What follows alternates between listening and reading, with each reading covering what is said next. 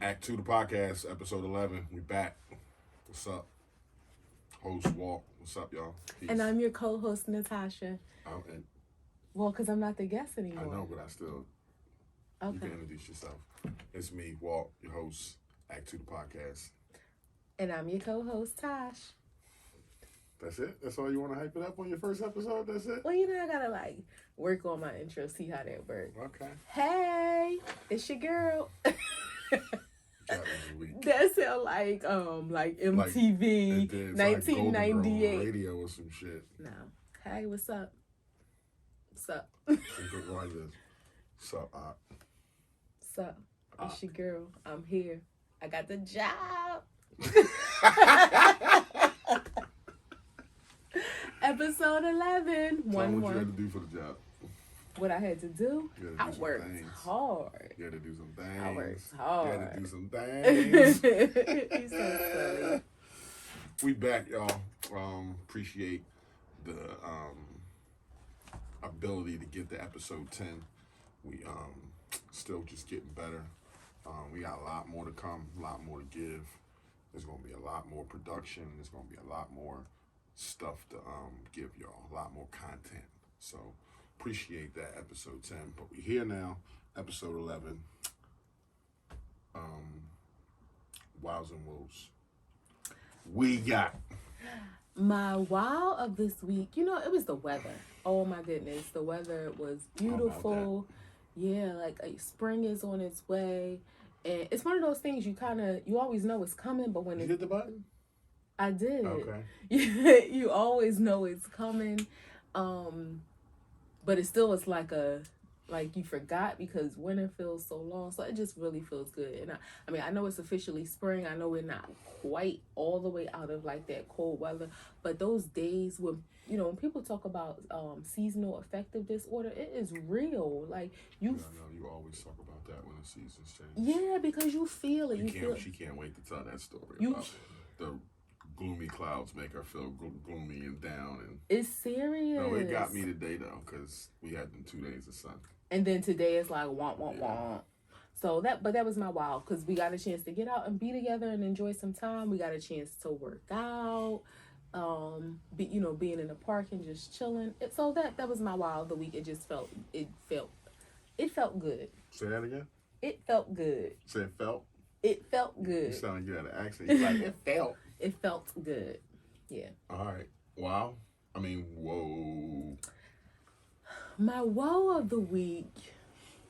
So, okay, I had a conversation with some people that I love, a couple 30-year-olds, and it wasn't anything bad, but it was just like a whoa moment because I realized that, in society, as people aren't up to par like you are. Well, no, I don't want to say up to par like I am, because I am in no way. That in a joking way. Oh, we talked about having standards and things like that. Right. And I guess that conversation was just like a realization that, people go through a lot. Life ain't easy. We know that for anybody, but there's some things that, people really struggle with. And it was just a whoa for me, because it was like, wow, I thought it was a whoa because it was a wow where I didn't realize that, that was something that was just a component of people's lives that were missing. And, hopefully our conversation helped. But that was it. Yeah. So what was your wow? Wow was the weather. I think the weather was good. That made me feel good. I put together my closet in the middle room. So you got 2 wows. Yeah, a little bit. I'm happy about the closet because it's clothes fucking everywhere in this joint. Mm-hmm. And I got too many. I do. And I don't mean that in a boastful way. It's clothes everywhere. I can't fucking take it no more. I'm proud of you because, this is the person who would not buy himself anything 5 years ago. And now it's like you're overflowing where you need additional closet space. So I'm happy about it.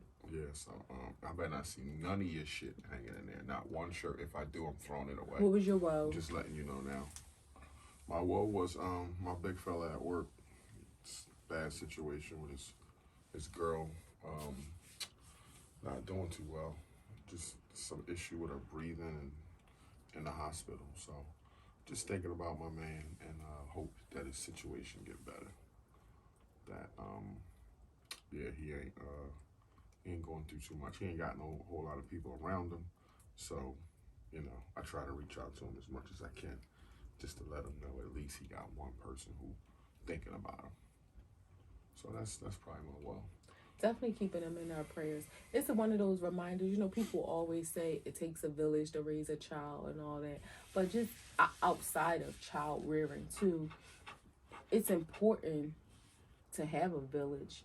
Have people as your support system, because life gets heavy sometimes, and I couldn't imagine, like, I know his situation where it's just him and his immediate family, like his girl, their kids, and they don't really have anybody else, like friends, family, like nothing. And I just couldn't imagine living that kind of life. So it makes you grateful for the people that are in your life. So that village, yes, it takes a village to raise a child, but a village is good to carry you with you throughout life too. Yeah. I was watching. So what podcast was I watching?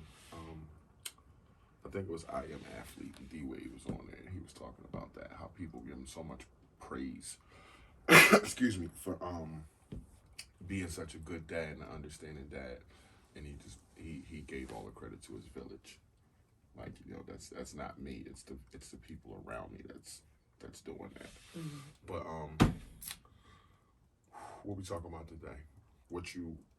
Conversation you had the other day? Standards for men and women. Let's get into it from the male perspective. What standards should a male have? What standards should a woman have? The difference between the two, and what's the benefit of them? Yeah. All right. So, I'm sorry, did you want me to start or did you want to start? Do you want to play rock, paper, scissors and see who starts? No, I don't want to play rock, paper, scissors. We let the host of the show start. Oh. Who's the host of the show? You're the host. All right, that's what we do. So, I'm going to let you start. That tickled you?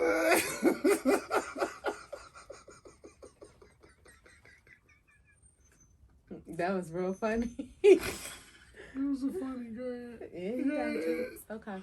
So, okay. Hold on. Let me questionize you. I made that word up, so I want y'all to think I made it up. But you can just say, let you question me. Yeah, but I wanted to make it sound okay, sounds good. Questionize me. I'm ready to be questionized. You're the questionizer. It's like, no, let me question you. What is standards? Why should we have them?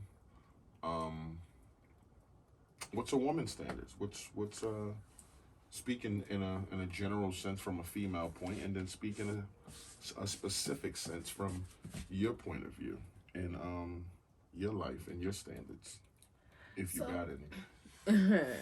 So I mean, okay, I think that it is incredibly important for everyone to have standards. I mean, obviously. I know we're talking about relationships, but I think in just life in general, you have to set boundaries, you have to set a bar, you have to have expectations in life. Nothing is I won't say nothing. Not everything is etched in stone. So there are some things where you can be wavering in your feelings about them. But there are some things that I feel like you shouldn't waver on. And I know we talked about in an earlier episode, about morals and ethics and values and things that those are like innate things in you. So you shouldn't accept things that go against that. So again, I think the reason why it's important to have standards is because it helps create balance, stability, peace in your life. And it also, when you set a standard and you have somebody that meets those or helps you to elevate your standard, it helps you to grow and evolve in life rather than bringing you down or making you stay Speaking stagnant. From a relationship standpoint. Yeah. Right. Well, yes, speaking from a relationship standpoint, but it can also be applied in other areas. Like, think about working in your work environment. If you have somebody, you might set a bar for yourself, and you have somebody who sets a bar that's higher than that, not to like make you feel down, but to say, it should be inspiring. to make you Exactly. reach more. Exactly. So you should have people around you that make you want to level up, and make that want to either level up to where you are, and it should be iron sharp iron sharpens iron. So that it should be a mutual leveling up in life. So I It's a think that's give why give. it's You're only 50% of a relationship. So yeah, it's the other person should be giving as much as you're giving. yeah. And sometimes you may have relationships with people where maybe they don't have as much to give to you, Mm-hmm. but you can be beneficial to them. And I'm not, of course, speaking in any monetary way, but you can be that light in their life, that inspiration in their life, where they help you, and that's okay. Like, they, at that point, they may not have anything to offer to you. You may just love them, or like in your situation with big fella, you're trying to motivate him and encourage him, and he may not have anything to offer to you on the surface, but underneath you really are learning lessons through through your experience with him. So that's why I think it's important to have standards, because it creates balance, stability, peace in your life. Now, when you say what should a woman's standards be, I can never ever ever answer that, because everybody's standard is different. Our That's the relationship. answer to the question. Yeah, I mean, It was just a question, but you answered it. You can't answer it because yeah, I that know for myself what my standards are, but and there may be some things that are common amongst other women, and then there may be some things that other women might feel like, I'm all right with it. Like, I don't need somebody to do that or be that or meet that or well, not do that. when I asked you to speak on, like, in a general sense, that's what I meant. Mm-hmm. Like, what are the common things among females that are not necessarily innate or excuse me, part of your morals, but just some things that are amongst that you might feel comfortable saying, yeah, I'm sure like every female would want this, or aren't you? Yeah, well, because the thing is, I won't say a lot, there are people who may set a certain standard, and then depending on the situation, they may not hold somebody to it. Like an example, somebody might say, okay, you can't cheat. That's the standard I'm setting for myself. I will not allow or tolerate someone to be unfaithful to me. Right. God forbid you in a situation, you in a 20, 25, 30-year relationship, and your partner cheats. Can you say with 1,000% certainty that you're out the door, despite having had that standard all your life? So Some people can. yeah, right. But a lot of people, I think, who have that as a standard. So I'll say for myself, that's a standard that I want you to meet. That's a standard that I expect of you, that you don't cheat on me, that you're not unfaithful, that there is no infidelity in our relationship. And I'm grateful that you've been able to meet that throughout the last 20 years. However, if 5 years from now you slip up and you do something, right now sitting here I could be like, nah, like, I'm done. But when that time comes, can I say in all complete genuine honesty that I would be? I don't know. I would hope that I would be strong enough to do that, because you broke the code. Like, you Right. went against you went against us. Right. But I don't know. Domestic violence, that's a standard. Hold firm to. You knock me upside my head, I'm gonna probably try to knock you back, but that's it. These are But the those things are that I think are common amongst women. You right. don't want to be with nobody who cheats on you, brings bullshit to the house. You don't want to be with nobody who beats you upside your head. Like, those are things that's common to every woman. Even if it happens to some women and they stay in them relationships, I'm sure they don't want it. Right, but that's what I'm saying. So that's what I think when you say there is a standard, meaning that if somebody doesn't meet that standard, then that relationship or that situation is over. It's like being in a school, and if they say the standard is you have to meet a 75 average. If you don't meet it, you can't go to this school. That's the standard that's set. If you don't meet that average, you're not at that school. They're not gonna say, oh, well, you got a 73, we'll let you in. Well, you had a hard time. So, like, if there's a standard, you meet it. If you don't, you're out. In relationships, a lot of times people can say that's what they want, but is it really a standard? Right. Are you really setting that as a bar or as a boundary in your life that you will not allow anyone to cross? So when did you first realize what standards were and that they were needed for you, I don't know how to word this, but I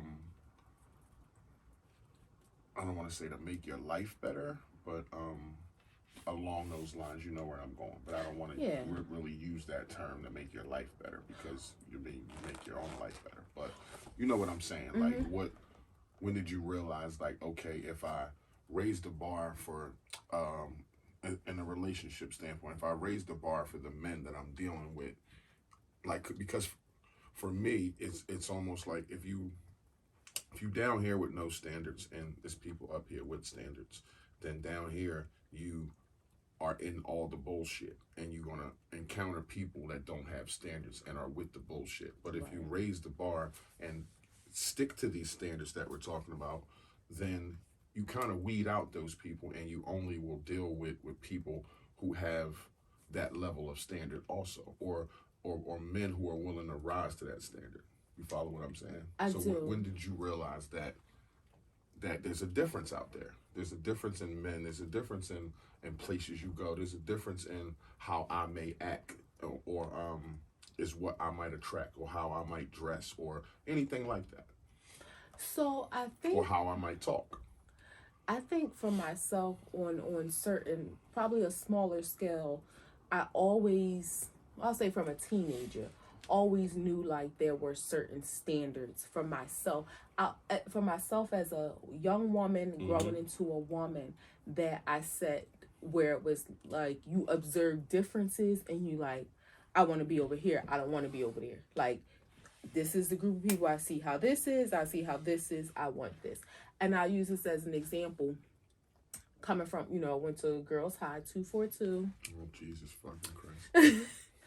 But coming home from school on the sub, I used to have a lot of some friends, just some people who were just associates, classmates. So it was like a group of us that used to travel Right. On the sub going down, some in North Philly, some in South Philly, whatever. We used to travel the same way going home. And there used to be some girls that were, part of our little clique, crew, whatever you want to call it, that used to be like loud and obnoxious on the train, like the type of kids we would see today, and it's like, who are their parents? Makes you uncomfortable. Right. But and I was with them, like, if it was 10 of us, you might have had, I don't want to say 5 and 5, but you might have had like 3 or 4 that was acting crazy and wild. Sometimes all of us might be laughing and joking, and you had sometimes some of them that would be like, oh my God, standing like, up doing a dance. I'ma act like I don't know them. And so I think those were like the early stages in life when you start to realize, you start to create standards for yourself, how you want to be as a woman, how you want to be as a person, the image that you want to portray, the personality. I was going to say, is it inner, is it self-reflection first, or is it perception? That's a great question. I think it's self-reflection first. Well, so I think it's because the way you just said that was almost, it sounds like perception. Well, but like, I think don't want to be perceived like they are, and not in an arrogant way. It's just I'm not one of those. Well, see, there you go. I'm not one of those, so I don't want other people to see me like that. Like, it made me feel uncomfortable. So that was the self-reflection, right, where it was like, why y'all acting like this? So the self-reflection was, that don't feel good to me to act like that, or to see, or to be a part of that. Like, I'm not one of them. Even like, yeah, we're together, but I'm not one of them.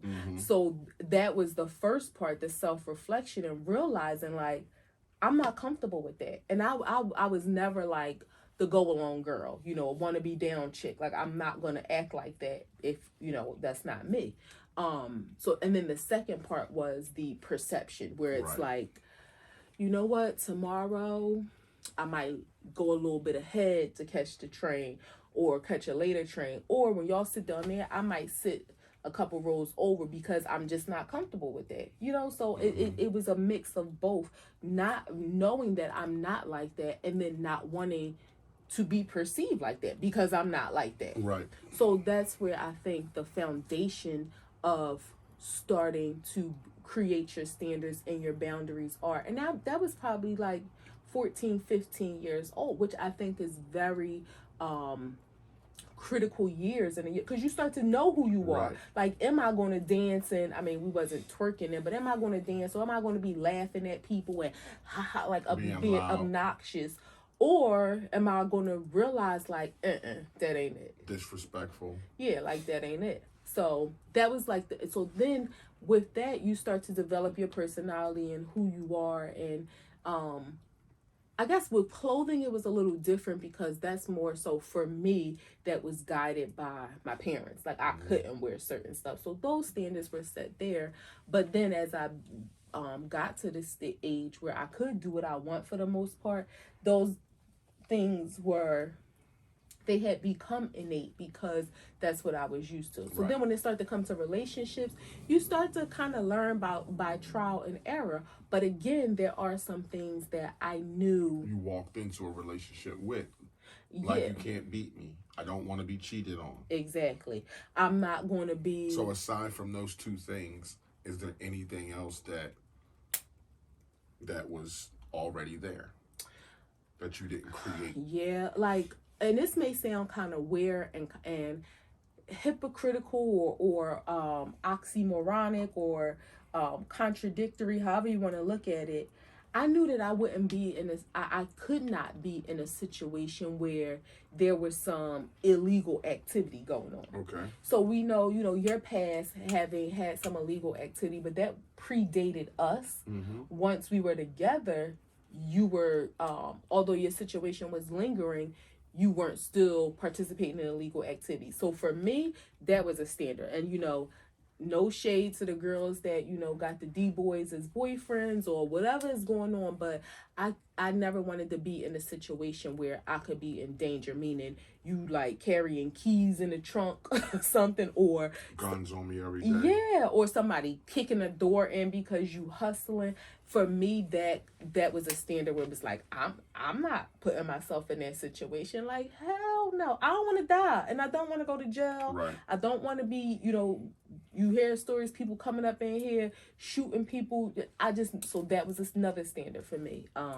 Smoking cigarettes, which is weird because I had that 6-month stint of smoking cigarettes. Dumbass.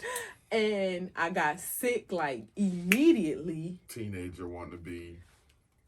I smoked cigarettes for 6 months. I developed a cough. I felt like God himself came down and was like, you will get lung cancer or sick or something if you don't stop. And that 6 months, never again. Some smokers say you gotta push through that. It gets better. No, it scared me. It scared me. It was like, why can't I stop coughing? Smokers will say you gotta push through that. It's like you think you just got a little tickle, and then one day you sit and you be like, damn, I've been coughing for 3 weeks straight. Yeah.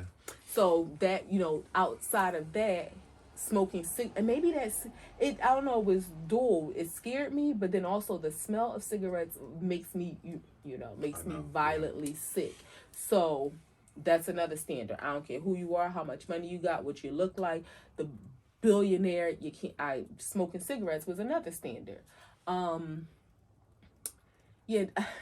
A billionaire? You thought you could bag a billionaire?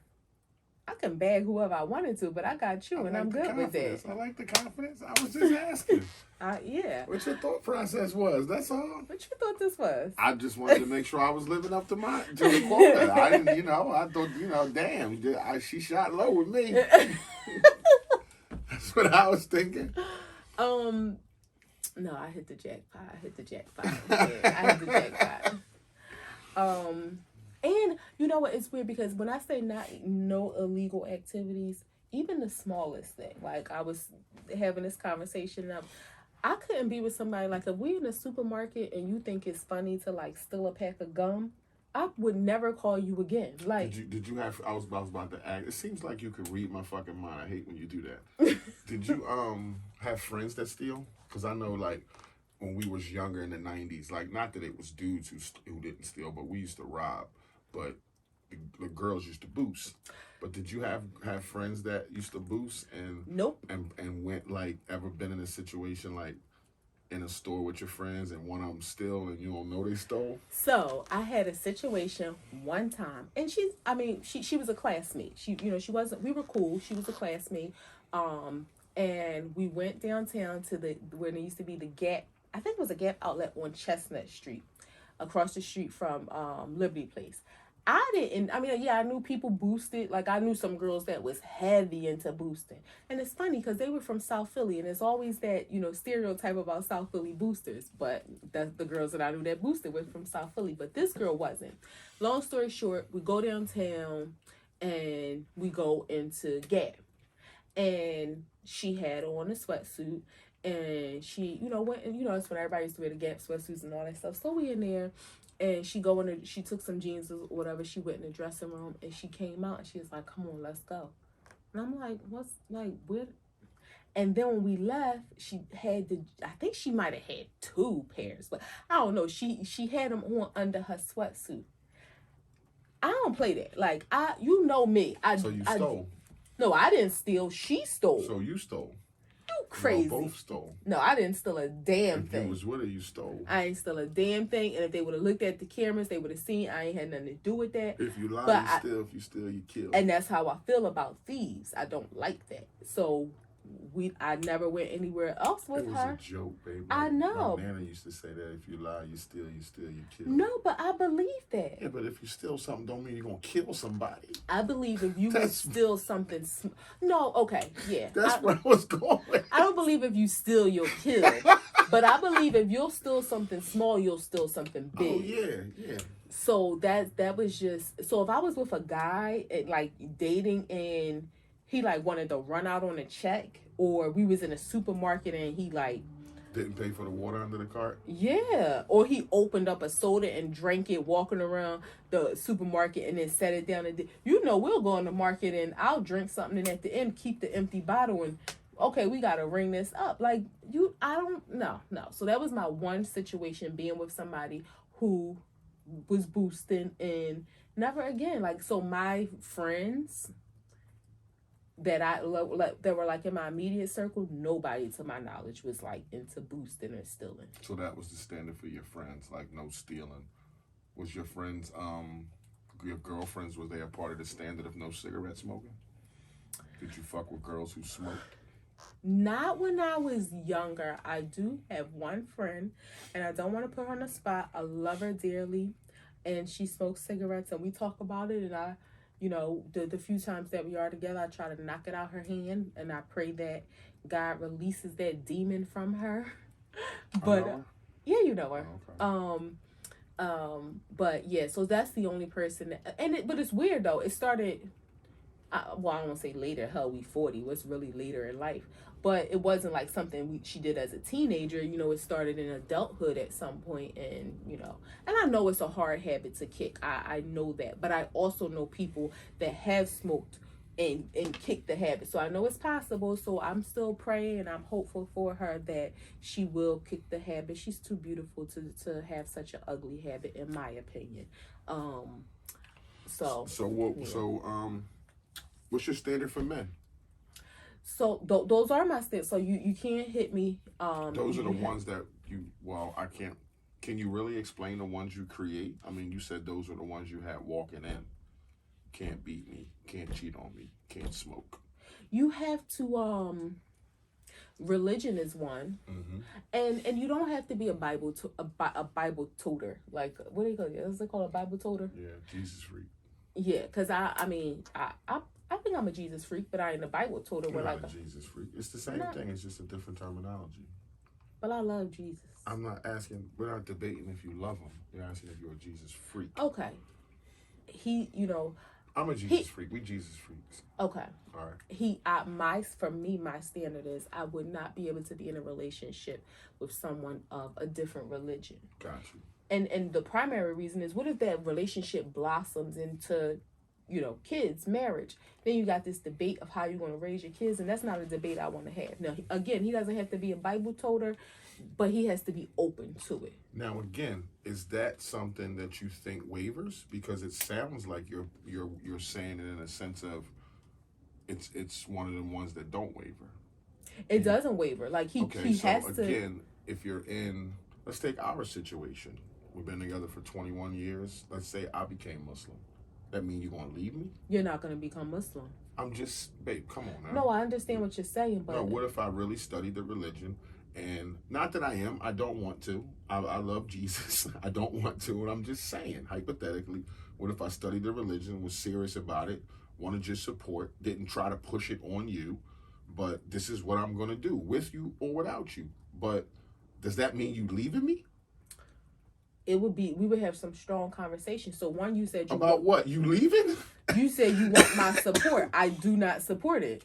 No, your support, and don't shit on what I'm doing. I'm not gonna shit on what you're doing. I'm not saying I hate Jesus now, or I'm beating you up about what you're doing, or I'm trying to push my religion on you, saying, yo, you should convert. I'm just saying, yo, something happened, or I read something and I'm into this now. It would be a serious issue between us. So, I mean, can I say I'm walking out the door? I can't sit here and rightfully say that, but So that answers my question. It's one of those things that could waver. But if you're not sitting here saying, no, I'm out, then obviously it's one of those things that you could possibly waver on.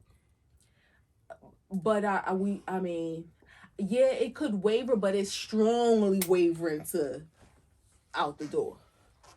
Is strongly wavering that way. Can I say again? I think it's foolish for anybody to say, well, no, because there are some circumstances that you definitely would leave.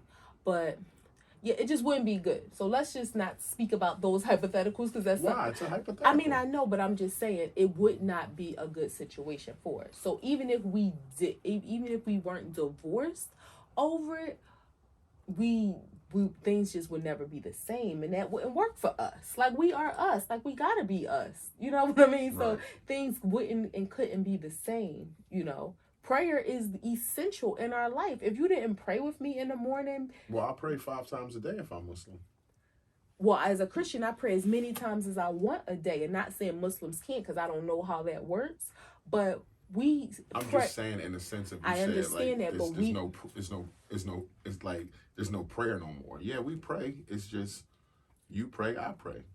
Our current prayer life would no longer be the same. You're right, because it's not together. Exactly. So that's what I'm saying. And things would change. We would no longer be us.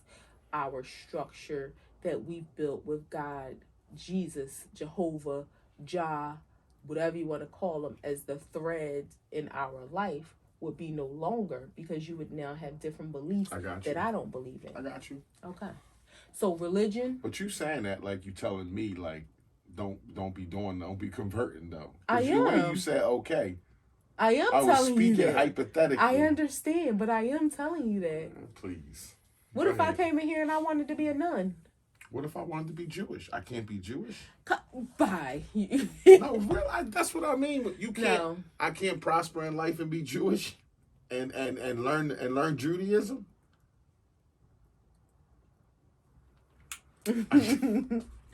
All right. So smoking cigarettes, religion, physical violence, infidelity. So I think those are like you can't be a thief. Your morals and your ethics have to align. Like things can be, doesn't mean it has to be exactly the same. Like, we've talked about our beliefs in abortion and death penalty differing. Those are some things you left out. Well, because I don't feel like that's a standard of mine where like you have to believe this.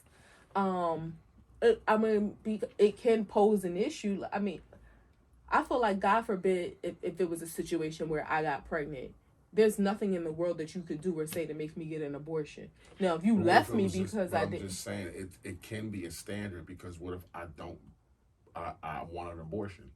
What if that's something that I want? And like you just said about the religion, yeah, I can't stop you from having the kid, but it might change our dynamic, because I might, which I don't, but I'm just saying, hypothetically, you would be like, I'm sitting here saying, I don't want to be no dad. Like, I don't want to do that. I don't want no kids right now. And I don't want this. And you want it. And you can have a baby. And that would cause a situation between us. That's the standard that you're setting then. Also your standard, too, to not have an abortion. Well, that's your standard that's a as a standard woman to from say, myself. I don't believe in this, right? Right. So that's a Okay. standard for myself. It's also mine, but it's also yours too. As you come in saying, "Yo, I'm not down with abortions." So let me say it this way then. My standard for my man would be you have to accept my standard because I'm not changing. Hey, Now, if you can't accept that, that's a double standard, but I believe in double standards. So I'll give you yours. okay, I get it. and I'll give you yours. So, I give you yours. That's cool. but so I mean, there are other things that are less tangible. Like you have to be supportive. I'll say you have to nurture me as a human, like as we have to be friends. I know there are some, and for some people that's not a standard. There are some people in relationships where it's their spouses, maybe like business partners in some sense, but they don't really have a friendship. Like they live together as spouses and then they have separate lives, and that may work for them. So not to say that's right or wrong, that may work, but for us, being friends is a standard because you do things. I feel like you do things different. You move differently when it's bigger than just you're my husband and I'm your wife. Like you're my friend, and it's a deeper level of some people won't do something to a friendship that they'll do to their spouse or to their mate. You know what I mean? Like you would never disrespect your friend or hurt your friend's feelings in this way, or you would never give your friend's attitude a certain way, or let your friends down. You feel like you always got to be there for them, but you'll be okay with letting your husband down. You have to inspire me, like we talk, as we're talking about standards. You have to help me elevate as I help you. It has to be some reciprocity where we're growing and glowing and reaching goals and learning together. And again, those are the less tangible things because you really can't like point a finger on it to say this is how you need to be. But you can set the foundation to say this is the direction I'm going in, and you can set the foundation for that. I think from a male perspective, standards are necessary. Even just being a man, like I can't answer for every man, but I'm sure every man has standards, even from the smallest things to always keeping your hair cut, hygiene, and things like that.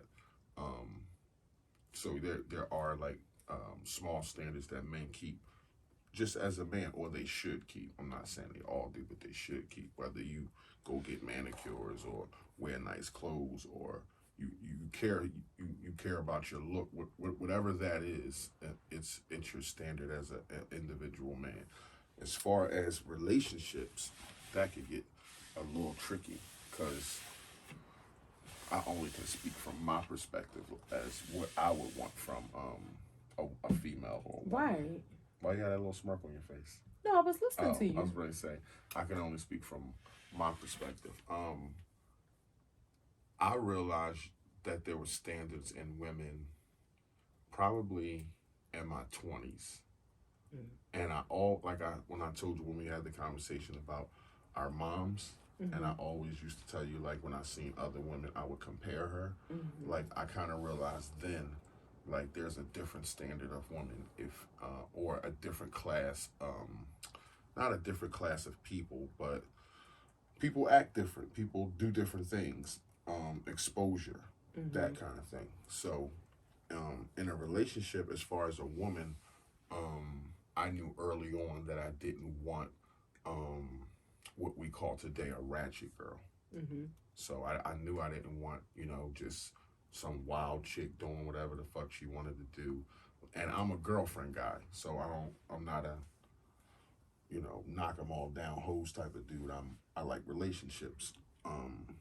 So yeah, I never wanted to have a girl who was just loose, promiscuous. I'm just into the classier girl, like yourself. I'm into the classier girl. I didn't want a woman who cursed. I didn't want a woman who smoked. Obviously, I didn't want a woman who cheated. Those are some standards that I have. What else I would say? I didn't want a woman who go out a lot, who spent a lot of nights out. I like quality time. That's one of my love languages. I don't want no woman who stink. I would think not. No, but some women don't know that they don't or do, and sometimes that's an issue. But is that a standard that anybody has to? Well, I guess some people do accept it because you got some people who stink who have relationships. So yeah, maybe I don't know. Some people be like, he don't stink. She don't stink. I don't smell her because around her all the time. That's gross. So yeah, hygiene is one. Long hair. I don't like a small head. I know you've never been a fan of you don't like a small head, bald head on your woman. Like you will admire some women who you think are beautiful who have short hair. But I think they would look better with long hair. Okay. Yeah. You're right. I will say, damn, she's nice looking, but I bet you she'd look 10 times better with long hair. With a long ponytail. Because it's the best. That's the look best hairstyle ever. I was just saying From what you was thinking. I love a ponytail. That's the best. I love a good hairdo, a female, and that's another standard. Throw in a ponytail every once in a while because it's the best look you can have when your hair is pulled back and your face is all out. But can you really say that's a standard? I mean, so when I think about standard, I can't really say that. Right, I was going to say like what if she has a ginormous forehead and she feels self-conscious about it? Ponytails, when you put the forehead out there, it's a confidence. No, what I'm saying is, what if she felt self-conscious? But you said you were joking, so okay. I would kiss her on the forehead every day, just to let her know, like, I like your forehead. Okay, light bulb head. So yeah, those are some of the things that I require. That would and it would make me rise to any standard that any woman I was interested in had. You said something that I think is extremely important. I said a lot of things. That is really a key factor. Exposure. Mm-hmm. And I think, unfortunately, you only know what you know. You know what I mean? So you can only have a standard based on what you know. Now, sometimes, especially in this like social media driven world, people's standards kind of get muddy because they kind of set what they think is a standard for themselves based on what they see, but it's not really realistic in the scheme of their real life. But I do think, and I don't think it's anything wrong to be inspired by other people to say, oh wow, like, and this is in any realm of life, oh, her husband does that for her, or she does that for her husband, or they are mother and daughter and they have a monthly date, or so I think there are things that you can be inspired by, and you don't, like I said, you don't know what you don't know. So if you only see your uncle who got another family on the other side of town, your grandmom and grandpop who sleep in different rooms, your mom who got a new boyfriend every 6 months, you know what I mean? Or even if if there's a volatile relationship and you aren't exposed to a healthy relationship or what can be deemed as a healthy relationship, or you aren't exposed to anything different, then it almost seems like setting a higher bar is unreachable. It seems like a goal that can't be attained. Like it's like, you sitting here saying, by Christmas, we're going to have $1 billion in the bank account, and you think, how can I really achieve that? Because you don't know anybody who's done it, and you don't have a game plan. You don't know what that looks like to get there. So for somebody who hasn't been exposed to anything different than maybe a situation or an environment of lower standards, then they don't know, or they may set, if this is the where one person's standards are and this is where one person's standards are, and they see somebody whose standards are here, they feel like, oh, they done climbed the ladder, they went from here to here, without realizing it's so much more that you can require. But I think that comes along with not so much setting standards for other people in your life, setting standards for yourself. Because if you have a certain standard for yourself, then you're not going to accept anybody else being lesser than that. You know what I mean? Like you said, okay, stinking. If you know your hygiene is good and on point, you're not going to accept somebody who has poor hygiene. You know, if you know that, you know, you get up and you go to work every day and you feel worthy of a partner who meets or exceeds where you are in life, then that's what you're going to require. Mm-hmm. But I think it's when you don't feel like you're deserving of better, that's when you accept less. Mm-hmm. So that Point couldn't be made better. Yeah, that exposure to something more, something better, a higher level, helps you to create what your standard is. It's like, you know, when you have a job and you make a certain amount of money and you're happy there until you realize, wow, if I learn more and do more and improve myself, there's more for me to achieve. So you keep climbing that ladder. You can keep climbing that ladder of standards and success and that life that you want to live. Like, it is attainable, and you can find somebody to meet you there. Right. And then y'all grow together. Or even if you don't find, it doesn't always have to be about finding somebody. You set the bar and the standard for yourself, and then anybody that comes into your life, if they love you, they will meet your standard. I've always said that. That's always something that I've always pushed, especially for women out there who always say there ain't no men out there. There isn't any men out there. There's bullshit men out there. And it's not, I don't want to be judgmental in saying set your standards right, but I'm just speaking from a true man's perspective, that if you have a standard and we fuck with you, we really like you, then we'll rise to any standard that you set. Obviously, we're not going to jump through loops and have us doing circus acts, but we will rise to any standard, whatever that may be. It could be uncomfortable for us. It could be something that we got to learn. But if we fuck with you and we see that's something that you require, then you got it. Like, real men arise to that. I've always wanted to tag that. Always wanted to just let women know that that's the truth. So I don't know whether you holding to your standards out there, the standards that you do set. I don't want to be like women don't have them, because you probably do, but you probably just don't hold to them. Like my wife said, they may waver a little bit in some areas because you love a dude or you really fuck with him. But if you can test that by holding tight to your standards, and if he don't rise to them, then obviously he wasn't meant to be, and you just gotta accept that. But for the women out there who do hold their standards, who do keep their standards, there's going to be men, and what's going to happen at first is you're going to weed out all the bad guys. You're going to weed out all the guys that come up to the surface and try to bite at you and fuck with your standards. And when you hold there, those guys drown. Those guys drown out, and the real men float to the top. And that's who you start dealing with. You start dealing with men who want to give you what you require. So just, that's how I feel about that.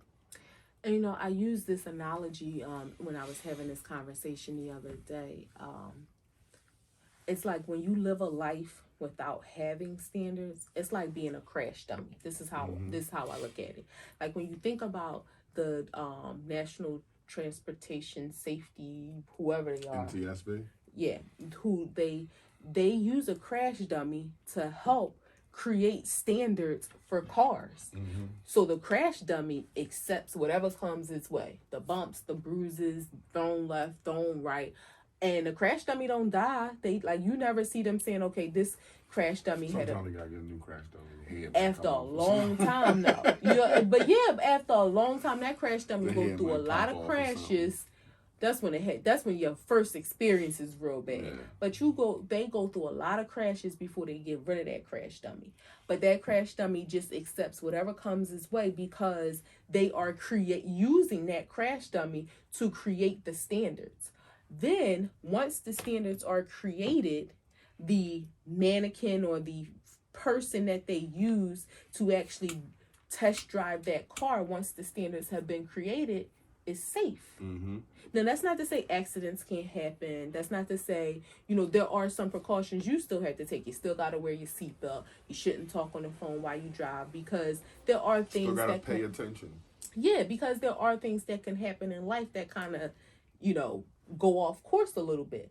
But the crash dummy is used to help create standards. Don't be a crash dummy in your life where you just allow any old thing to happen, anything to come your way, and you just along for all the bumps and the bruises and everything that comes along with it, the heartbreaks, the tears, the ups, the downs, you create standards for yourself. Like he said, at least starting with standards, you weed out some of the BS. Doesn't mean you may not still encounter BS, but at least let's just say, using myself, okay, if I don't have any standards, that means anything that comes my way, I'm accepting. But one, you can't smoke cigarettes.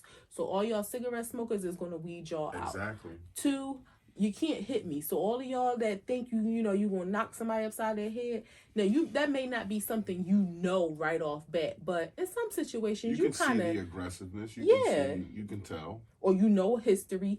And for women out there, you gotta trust your gut in that situation. And you can do a criminal background check. Your gut is probably even better because y'all know each other like that. So and he beefing up or y'all beefing up or the argument getting too escalated, then Right. So that's why if you feel scared, that's when That's why having standards are important to help weed out the crap, and so that you're not your own crash dummy. It's funny because, not funny, but I was thinking about just things that for us are a standard. For other people, it may not be. Like you say, cursing. Okay, I curse every now and then, but I don't have a potty mouth. I try not to talk like a man. If I get mad. And that's what I mean when I say no cursing. It's not like I'm some controlling guy where it's like, oh, you said fuck, that's a problem. Though that's an argument. But I don't want your homies. I don't want your conversation. I like to talk to you, and I don't want your conversation to be fuck, shit, like all the time. Like, that's a turnoff for me, anyway. Exactly, and that's the thing. Everybody's standards may be different. I always remember.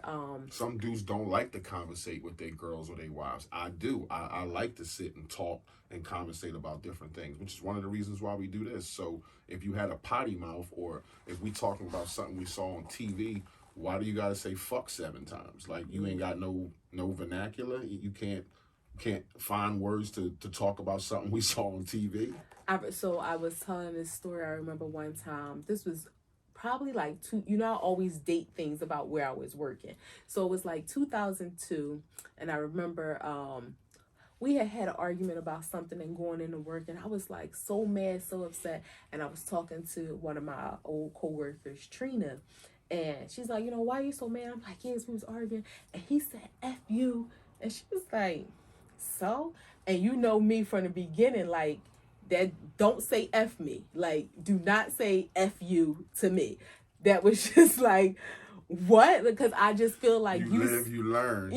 I just feel like saying that, I'm going to make you remember you said F me. That's so definitive. It's like you dismissing me. And if that's not what you really mean, don't say that. And there was one situation that we had, and you never said that to me again, but that was just like a standard of mine that was like, I don't like that. Even when we don't argue, like, you don't call me names, like, we don't call each other names. Right. Like, that's another thing too. Like, you have to, how easy that is to say fuck you in an argument to somebody. Like, it just rolls off your tongue. But again, because that's her standard and I fuck with her, it ain't nothing for me to learn not to say fuck you. Like, that's just, it is dismissive. Ooh, and when you say it's making my heart, when you say that, it is dismissive. Yes. And that's how you mean it. Like, shut the conversation up, shut the conversation down, fuck you. But that's like, okay, because I fuck with her, I don't want her to be that mad no more. Say it I don't again. want her to I don't want her to be all uptight and have this shit go on for a week, so I'm not gonna say fuck you no more. And it's something that's easily rolled off your tongue, that easily said, but it is something you have to learn. But for somebody that you love, for somebody that you care about, your friend, you care about their feelings. So As a man, again, that's all I'm trying to do. That's my point, is to say you will rise to that standard. You will meet that requirement, because it's small at the end of the day. Yeah. And I mean, this is kind of going into a little bit of a different direction. Like you said, there's certain things that you may have to learn, like in saying that, and us arguing, and we don't like, you learn how to argue. You learn that's where the That's friendship key. You comes have to into learn how to play. argue. It's a respect factor. Most couples don't know how to argue. That's the thing. When they get into an argument, and I don't know if we ever had this problem, that you No. get into an argument and you say the most, because in an argument, I don't know how people, I think people feel like they're trying to win, or they're trying to get their point across, or you feel misunderstood. So things escalate. So when you're in an argument, you say the most foul shit. But The I fuck think yous, because the bitches, the pussies, and you can get the fuck out, and fuck this, and we can get a divorce. And you say all this shit that's so hurtful, and then an hour later, it's like you're not arguing over something that's that serious. You're arguing over some shit that is minute compared to the stuff that you're saying. And then once you get done saying all that shit, it feels tainted to even say sorry.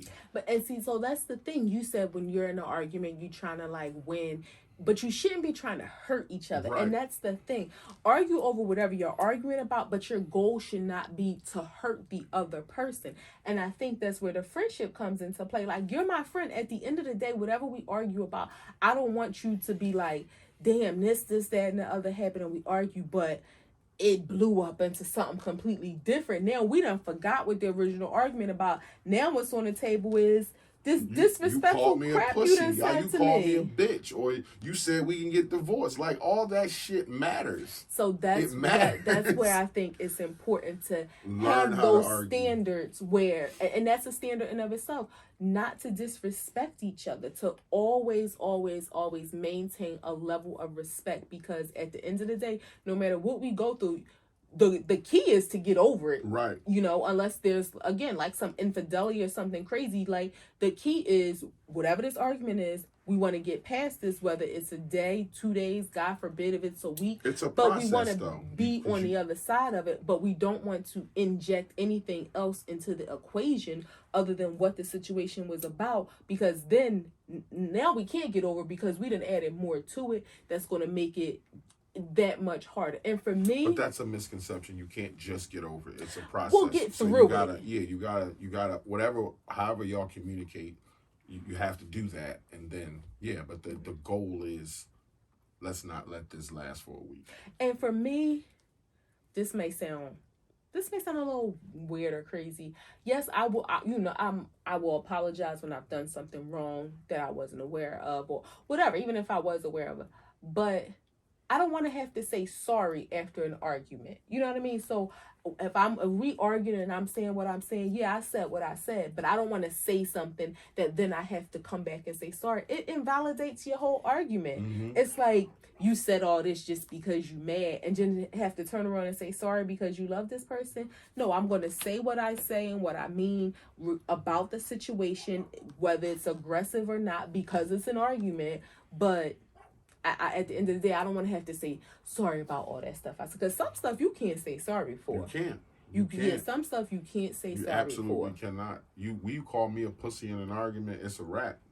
Yeah. Like, it's a problem. Like, and I understand that about me calling you a bitch. Like, you start talking over frivolous shit. Oh, this is over. This marriage is like, and I think that's some, like, you stepping in waters that's like, really? Like, and that's probably where the aggression comes from. Because once you get to that point, it's like, that's fighting words. Because you start thinking, damn, are we arguing about, like, cheating? Did I hit her? And like, no, we arguing about some conversation we had. And she didn't like what I said. Yeah, and we about to throw away 2 decades because of that.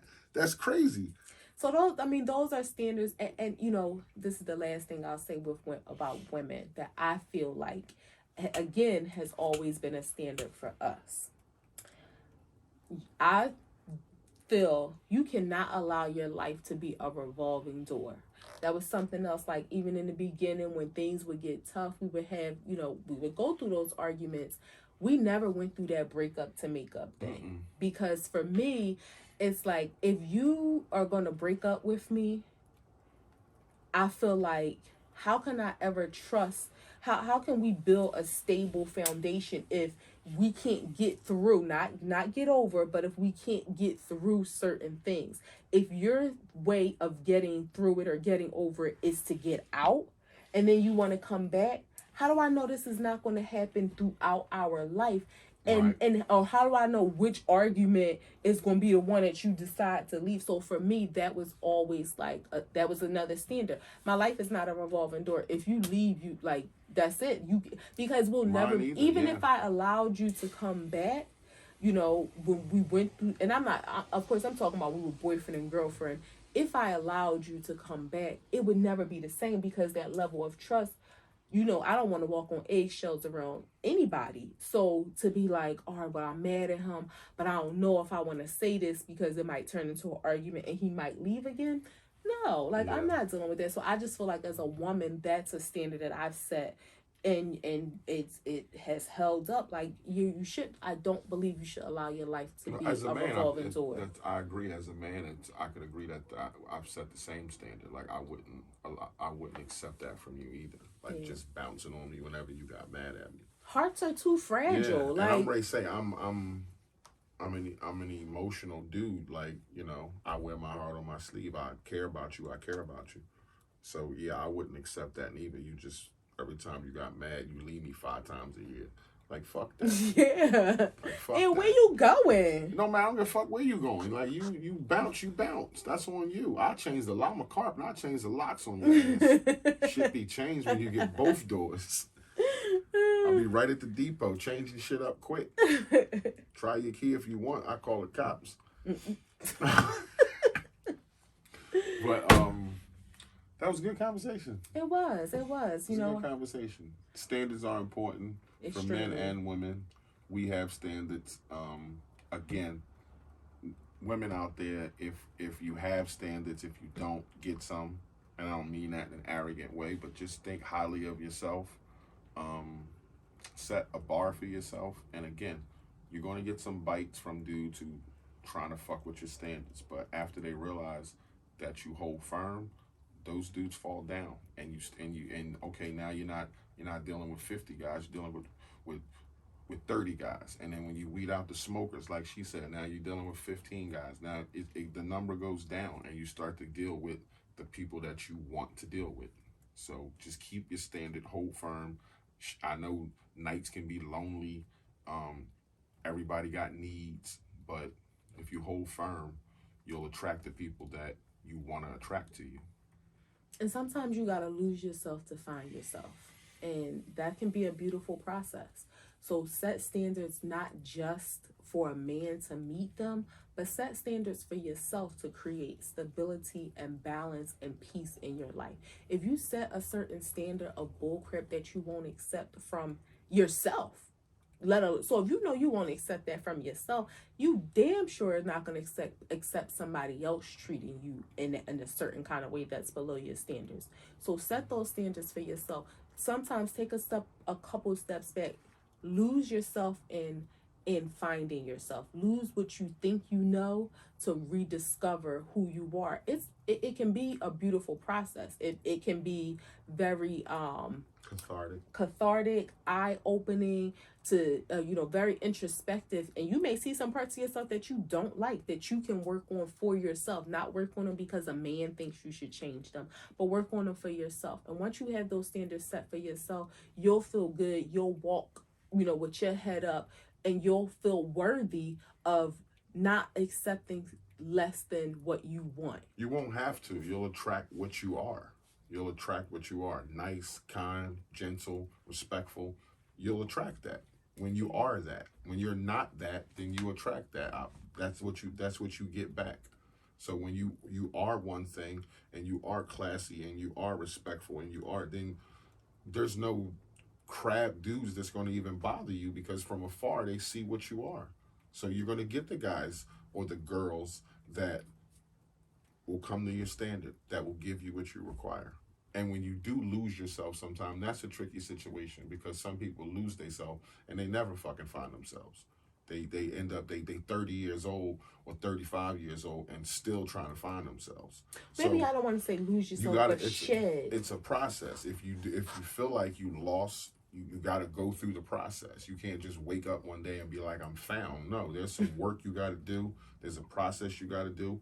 And don't be ashamed to look into yourself. Like, it could be shit that's wrong with you that you might have to change. Anybody, man, woman, whatever. It could be shit about you that you might have to align to get to where you want to go, to be the person that you want to be. So it's not always everybody else. Sometimes when you by yourself, you got to look in the mirror and think, am I the best person I can be this day? And if you're not, then feel comfortable with growth, feel comfortable with change, feel comfortable with contradiction. When you get new information, you might have to change. You might think one way about something, and then you get new information, you think something else about a certain way, or yourself. So you do that, I think you'll be fine. And this ain't no self-help book. This just our opinions. Yeah, that's it. It's just from our experience, her experience, my experience. And as a man, that's what I would be looking for in a woman. In a woman, that's what I would be looking for. Obviously, I'm not every man, but, you know, I think I can speak for real men. We want classy women, and we want whores in the bedroom. That's it. Clutch my pearls. I mean, for real, like real, that's what we want. And you can have that in any way, shape, fashion, or form, however you, in modern terms, in traditional terms, however you want to put it. But we want classy women, and we want whores in the bedroom. We don't want the opposite way around. And then the other shit, it goes in there according to all your preferences, whether you don't mind kissing a girl who smokes cigarettes or Newports. I do. So to each their own. Your girl might go upside your head. I give a fuck if I get hit. So some dudes don't care if their girl go upside their head. I do. So I should just get a hall pass one day a season. Some girls might not care if they be like, you know, your girl be like, get the fuck out of here, you pussy. Some dudes might be like, okay, like that's just how she talked to me. No, you don't have to accept shit like that. And women don't either. So that's how we feel about standards. Back to the podcast, episode 11. Her first spot as a host. The co-host. No, not as a host, as the co-host. Yeah, no more guest host. She earned her keep. But appreciate y'all. And we match. A little bit. You see the merch too. That's another thing that's coming. It's merch. So you're gonna be able to get your merch. Get your merch.